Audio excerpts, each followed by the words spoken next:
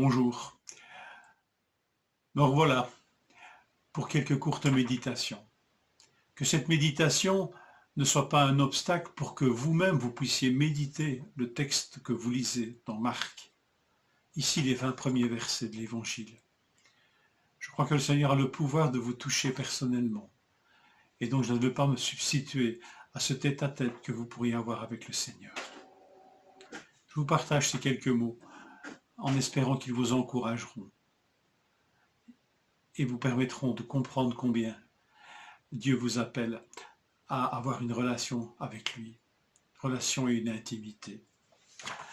L'évangile de Marc commence non pas par un récit de la nativité comme Matthieu et comme Luc, et même comme Jean, qui effectivement, il y a un prologue qui nous parle de qui est le Fils et d'où il vient.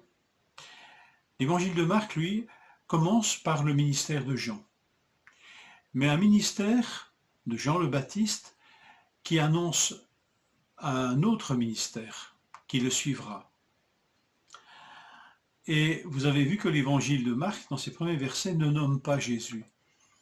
Jean le présente presque d'une manière anonyme. Il est celui qui le suivra, celui dont il n'est pas digne de dénouer, de détacher la courroie de ses sandales. C'est lui qui vous baptisera d'Esprit Saint.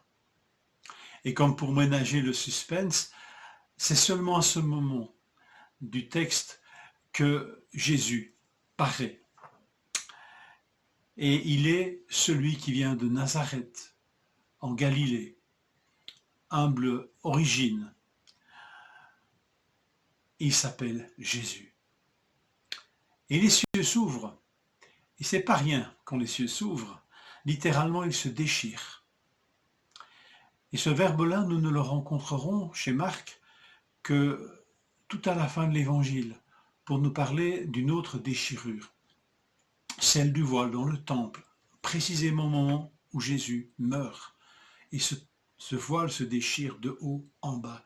Et ici, tout au début de son ministère, pour manifester qui il est, les cieux se déchirent et permettent à l'Esprit et au Père de témoigner d'en haut vers celui qui est là, en bas. Les cieux se déchirent parce que Dieu vient. Comme le voile s'est déchiré, et lui ouvre l'accès vers Dieu pour ceux qui sont d'en bas. Cette déchirure des cieux, elle était en fait déjà l'objet d'une prière, d'un cri du prophète Ésaïe. Ah Seigneur, c'est au chapitre 64, verset 1. Ah, si tu déchirais les cieux, et si tu descendais, les montagnes s'ébranleraient devant toi. Comme s'allume un feu de forge, comme s'évapore l'eau qui bouillonne, tes ennemis connaîtraient ton nom, et les nations trembleraient devant toi. Ésaïe aspirait à un ébranlement, parce que Dieu déchirerait les cieux et viendrait sur terre, et tout le monde comprendrait qui il est. Et effectivement, les cieux se déchirent ici, dans le prophète, dans l'évangile de Marc. Mais l'ébranlement est d'une toute autre nature. Effectivement, les nations vont être impactées, touchées par cette venue et par ces cieux qui se déchirent.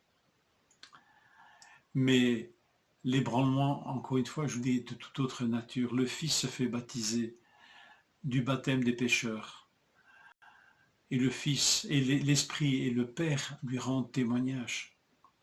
Le Fils est tenté et il triomphe parce que les anges de Dieu le servent. Il entre dans son ministère, il prêche l'Évangile. Et tout cela, jusqu'à ce moment-là, sans avoir recours, sans demander l'aide, sans appeler aucun disciple. Mais l'ébranlement, c'est que Jésus va appeler des hommes modestes, ordinaires, mais que l'Évangile prend soin de nommer. André, Simon, Jacques et Jean. Hommes qui seront pris au travail, dans leur quotidien. Et le Seigneur les appelle à entrer dans son œuvre. Je vous ferai des pêcheurs d'hommes. Il va les qualifier. Quel ébranlement! On appelle des prêtres, on appelle des prophètes, on appelle des hommes instruits, mais pas des hommes pécheurs, pas des hommes modestes. Eh bien si, le Seigneur va ébranler le monde. Le Seigneur va faire trembler les nations, mais d'une toute autre manière et avec des moyens extraordinaires. Et les disciples sont ce moyen par lequel Dieu va toucher les nations. 4 hommes au milieu de leur ouvrage qui sont vus par Jésus avant que ne le voient. Pour venir les appeler, il a fallu que le ciel se déchire pour que Dieu vienne vers nous. Mais au lieu d'ébranler les nations, au lieu de les faire trembler, lui, Jésus, appelle d'humbles hommes pour un jour les envoyer vers les nations, prêcher le salut, peut-être pour qu'ils soient ébranlés et qu'ils tremblent d'émotion devant cet amour de Dieu pour eux. Voilà comment Dieu va ébranler le monde, par des disciples modestes, humbles, qu'il appelle. Nous sommes normalement du nombre. Nous recevons la même vocation. Dans nos prochaines lectures, suivons ces hommes. Suivons-les, ils sont de la même nature que nous, et ils sont nos aînés dans la foi, nos aînés dans ce chemin de disciples, où le Seigneur va les former et se former en eux. Soyons attentifs à leur parcours.